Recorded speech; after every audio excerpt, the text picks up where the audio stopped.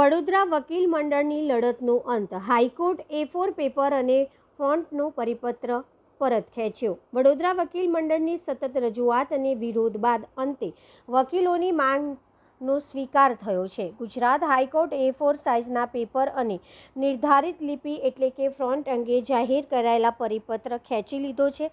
હાઈકોર્ટના આ નિર્ણય બાદ વડોદરા વકીલ મંડળે હડતાલના ચોથા દિવસે પોતાની અનિશ્ચિત મુદતની હડતાલ સમેટી લીધી છે. છેલ્લા કેટલાક દિવસોથી પરિપત્રના વિરોધમાં વકીલો દ્વારા કોર્ટ કાર્યવાહીથી અલિપ્ત રહી વિવિધ રીતે વિરોધ નોંધાવવામાં આવ્યો હતો. પરિપત્ર પરત ખેંચાતા વડોદરા વકીલ મંડળમાં ખુશીનો માહોલ જોવા મળ્યો હતો. વકીલોએ તેમની રજૂઆતો અને સંગઠિત વિરોધને મળેલી સફળતા બદલ સંતોષ વ્યક્ત કર્યો હતો. વકીલ મંડળ દ્વારા કરવામાં આવેલી રજૂઆત બાદ હાઈકોર્ટનો નિર્ણય વકીલોના હિતમાં મહત્વપૂર્ણ નિર્ણય તરીકે જોવામાં આવી રહ્યો છે.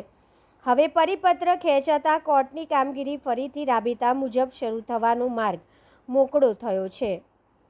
હાઈકોર્ટના પરિપત્ર સામે વડોદરા વકીલ મંડળે આ પરિપત્ર પરત ખેંચવા માટે સમગ્ર ગુજરાતમાં પ્રથમ શરૂઆત કરી હતી અને અમે પહેલે જ દિવસે અચોક્કસ મુદતની હડતાલ આ પરિપત્ર જ્યાં સુધી પાછો ના ખેંચાય, આ ફોન્ટ બાબતે લિપિ બાબતે ચોખવટ ના થાય ત્યાં સુધી અચોક્કસ મુદતની હડતાલ રાખેલી અને એ હડતાલના ભાગે આ હડતાલનો વ્યાપ સમગ્ર ગુજરાતમાં વધ્યો. ગુજરાતના તમામ વકીલોની એકતા અને અખંડિતતાને ધ્યાને લઈ અને હાઈકોર્ટ દ્વારા આ પરિપત્ર આજે પાછો ખેંચ્યો ને તમામ કાગળો છે પ્રમાણેની કાર્યવાહી ચાલે છે એ પ્રમાણેની ચલાવવા માટેની જાહેરાત કરી છે.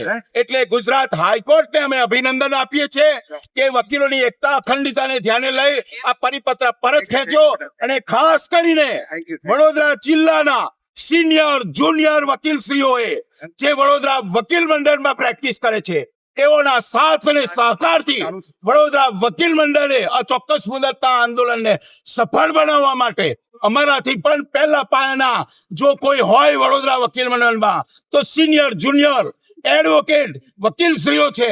અમે વડોદરા વકીલ મંડળના તમામ ઉમેદવારો એમને હૃદયથી અભિનંદન આપીએ છીએ, એમને નમન કરીએ છીએ અને આવું ને આવ્યો સહકાર અમને જ્યારે પણ જરૂર પડે ત્યારે આપે એ અમે દિલથી એમને પ્રાર્થના કરીએ છીએ. અને આ હડતાલની સફળતા વડોદરા વકીલ મંડળના સિનિયર જુનિયર એડવોકેટોના સહકાર આપનાર વકીલોને અમે અર્પિત કરીએ છીએ. અને હાઈકોર્ટે જે આ પરિપત્ર પાછો ખેંચ્યો છે એ બદલ હાઈકોર્ટને ચીફ જસ્ટિસને પણ અમે આભાર વ્યક્ત કરીએ છીએ અને હૃદયથી નમન કરીએ છીએ.